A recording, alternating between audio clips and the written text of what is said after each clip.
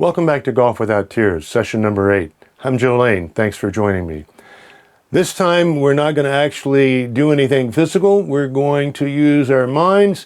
We're going to take a really hard look at Ernie Els' swing, see what we can learn from it, and find out what we may have already started to accomplish with our learning to putt well and the precision pitch shot. So let's get to it. When I was developing my golf program, I was drawn early on to Ernie Els' swing. And there are a couple of reasons. One is he was one of the longest ball hitters on tour. But I think even more importantly, I never saw him go after a ball. He was always, just always the big easy. So we're going to look at Ernie's swing here. And we're going to try to pick it apart a bit and look at some of the things that makes it work so well for him for so long. We'll start here. One of the very first things I noticed, get a couple of lines here. One is, and this is true of all the other pros I studied, and we'll look at some of those. In Ernie's swing, if you look at his body there, and you'll see that throughout the entire swing, even through finish, he does not go outside the left or the right foot, toe, I guess we'll call it. That is an indication of near perfect balance all the way through his swing. Another thing I noticed, which I thought, let me remove these lines. Another thing that I saw early on that really kind of grabbed my attention because working with students and also filming myself, wow, I don't do that. Put a line here on his right knee. And I'm just going to take him to the top of his backswing. As you can see, that right knee never drifts left or right, especially it doesn't drift right. That's what most amateurs do, is they let their right side on the backswing, they come out actually over their right foot, let their right knee go out. They also, and it's hard to tell this, but I'm going to try to show you. I'm going to put another little line right there. And I'm going to take him to the top of his backswing. But you'll see his body is still dead center from where he started his backswing. And take him back here to start. Another thing that caught my attention is his head. And again, this is true of all the pros I studied. But if you watch, we'll move it. Get a little more centered. Okay, now I'm not going to walk through the whole swing, but I am going to go to the top of his backswing, and as you can see, his head is still pretty much exactly, let me put another line in here.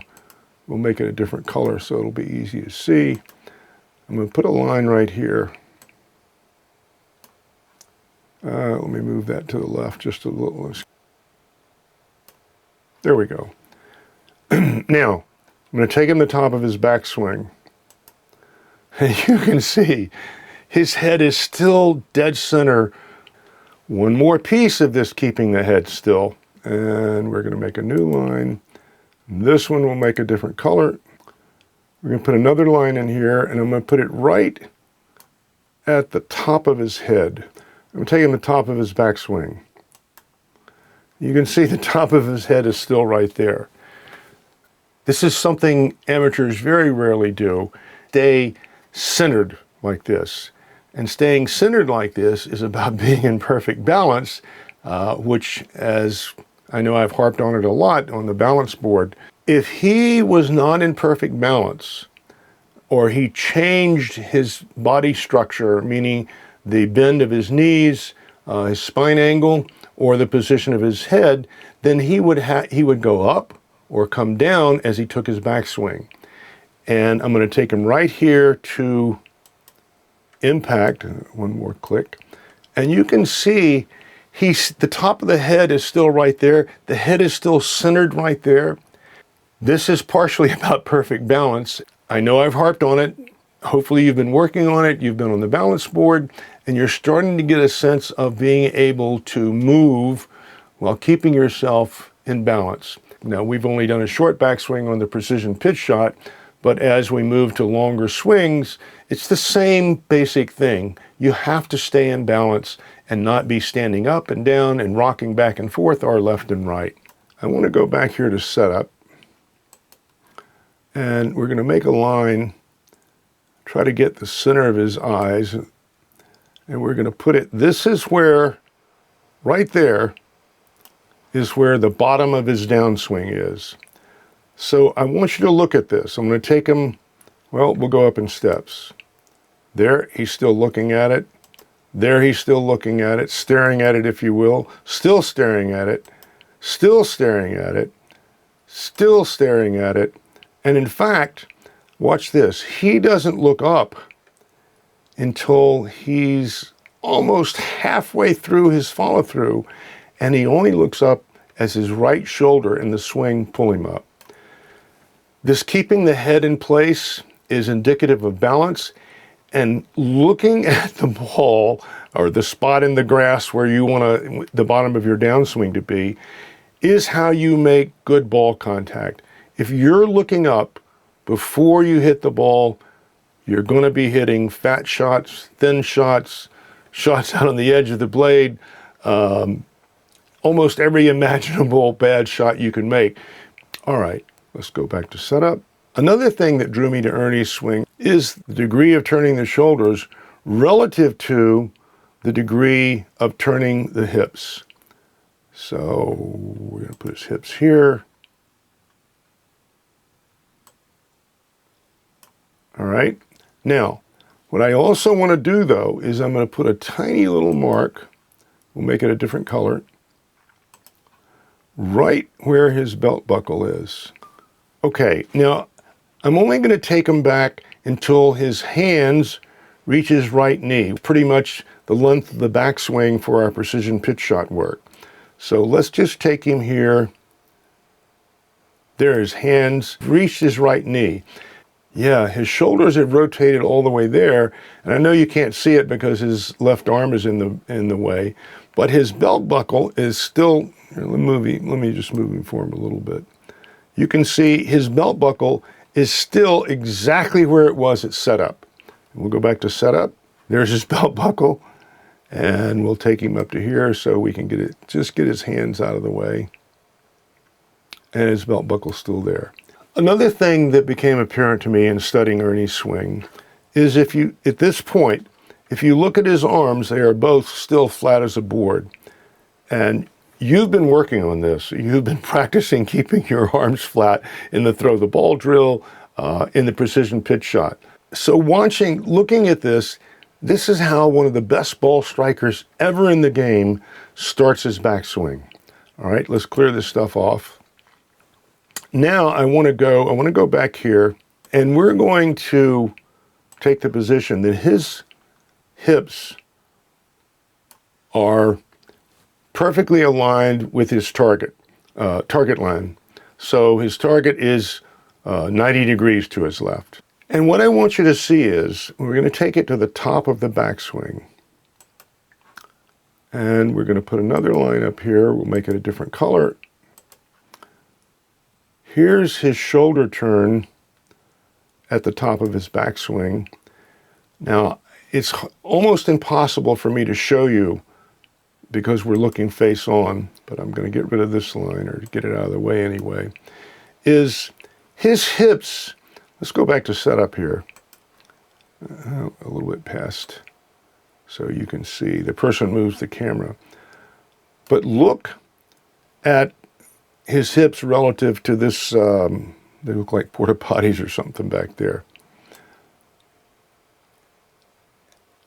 And he just barely rotates his hips. We'll look at this, we'll see this in other players when we're looking down the line instead of face on more clearly. But compared to the 90-degree turn rotation of his shoulders, the rotation of his hips appears to be, I'm going to put a line out here, and I'm going to say this is about where his lower body is facing. So you can see how much more his shoulders turn than his hips. Again, this is stuff we've been working on, but this is one of the principal methods all the professionals use to generate so much club head speed, is they turn their upper body against their lower body on the backswing. Now, I want to look, we're going to go here, and I want you to watch his right hip as he starts his downswing, and we're going to go through very slowly.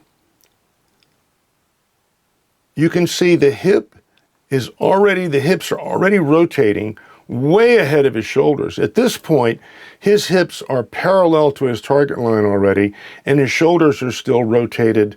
I'll put it up here. His shoulders are still, wow, I can't even guess what that angle is, but it's substantial. I put a little line here so you can kind of see it. Wow, that's a lot of pressure being built up. The hips pulling the shoulders through. The shoulders are pulling the hands through, and the hands, of course, are pulling the club through.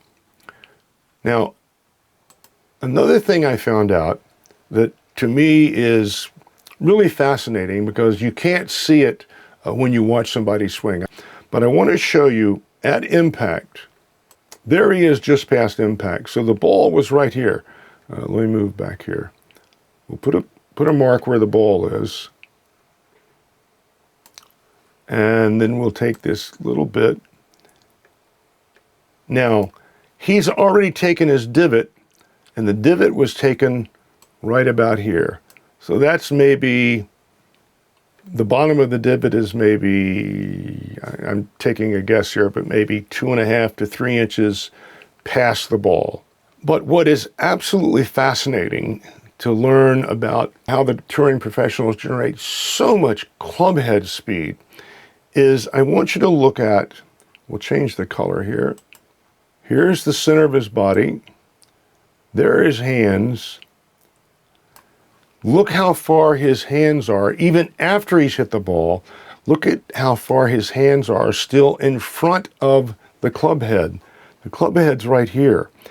But look at the shaft of the club. That club is still aggressively accelerating. It's bent almost as if you had it bent over your knee and then you're going to let it go.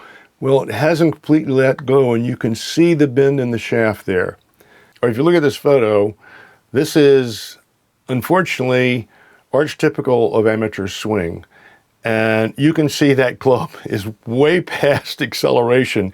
It is decelerating by probably 3 inches, maybe even 4 inches from its maximum acceleration, which is the shaft itself bending and then releasing, popping through. And he still hasn't gotten to the ball. So learning to do this will help you build enormous club head speed. Do not let all of your acceleration finish before you get to the ball. The most common reason amateurs can't hit the ball very far. So when we do the precision pitch shot, your hands are ahead of the club head when it hits the ball. This is so fundamental to a good golf swing. All right, let's clear this up.